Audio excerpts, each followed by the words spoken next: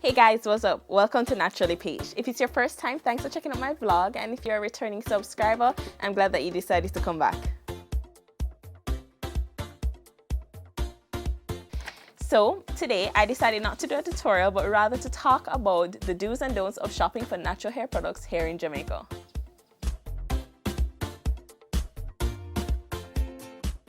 Okay, so I stated in my first video that, it's so hard sometimes to shop out here. And when you look at a lot of the YouTube channels and so forth, you see a lot of products that we don't have access to here in Jamaica, unfortunately. And so we kind of have to make do with what we have. So first off, the first thing that you definitely have to do is you have to do your research.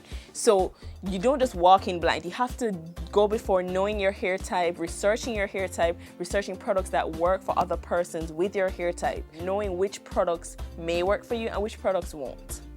2, have a plan. Do not go there having no idea what you want or what you are going for. So have a plan and make sure that you know, okay, I want shampoo, okay, I want a co-wash, okay, I want a leave-in, okay, I want some oils. Have a plan, don't go in blind. All right, number 3, have a budget. Have a budget. Like, I cannot say this enough, have a budget. Sometimes I go in and I don't plan to get something and I see something that I've been trying to find and I see it and I go, oh my gosh, they have it. And I grab it up and then I go, oh, my bill.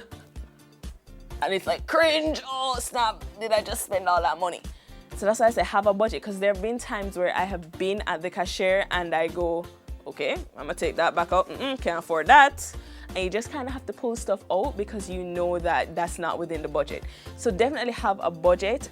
And if you can see where you can plan months in advance for your budget, that's also good. So you know, okay, this month I'm budgeting this amount for my hair, and boy, I really want that, but it's gonna have to wait till next month. Dog name your supper if it finished then, it wasn't meant for me kind of thing.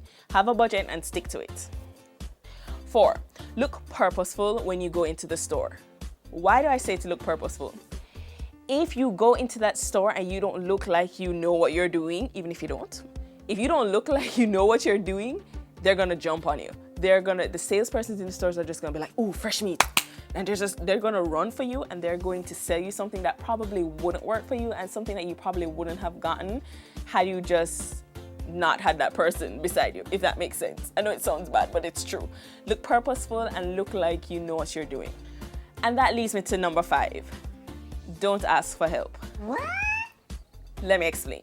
So I went into a store once and I was looking for a particular co-wash, and I was looking for a particular co-wash, and this co-wash is actually pretty hard to find, and they didn't have it that time, but I needed a co-wash.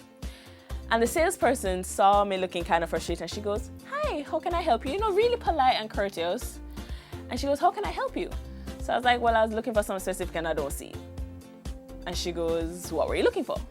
So I tell her. And she goes, well, you know, we have this awesome co-wash that is all the rage and that people are really using and they really like it and, you know, And I was just like, okay. I was kind of just like, I need to leave and I need a co-wash anyway, so I might as well.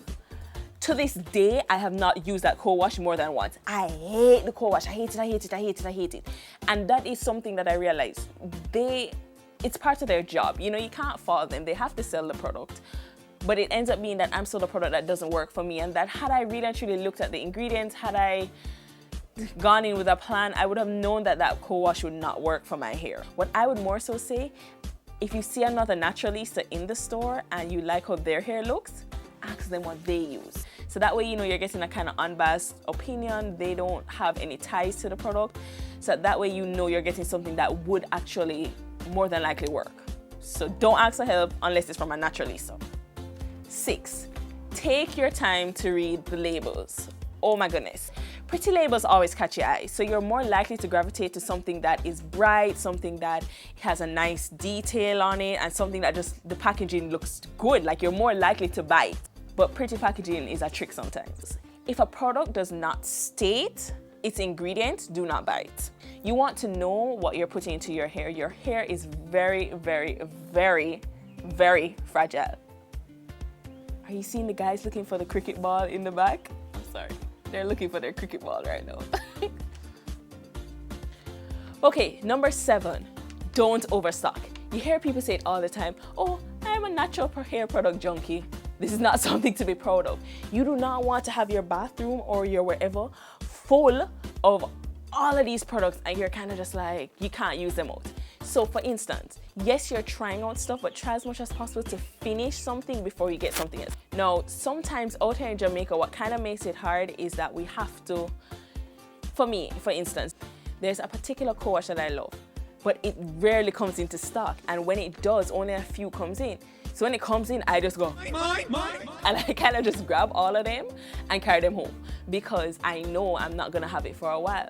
But if it's a product that you know is constantly restocked, I strongly recommend do not buy more than one at a time. And you know, you kind of have a schedule of how you're buying your products, that you're not spending money one time. So that's pretty much it. That is my do's and don'ts of shopping for hair products here in Jamaica. I hope you guys got some good tips, and I hope you have a great time shopping, finding out what works for you, what works for your natural fro. And I really truly hope that you guys have an awesome time of figuring out what makes you naturally you, while I figure out what makes me naturally Paige. Thanks for watching.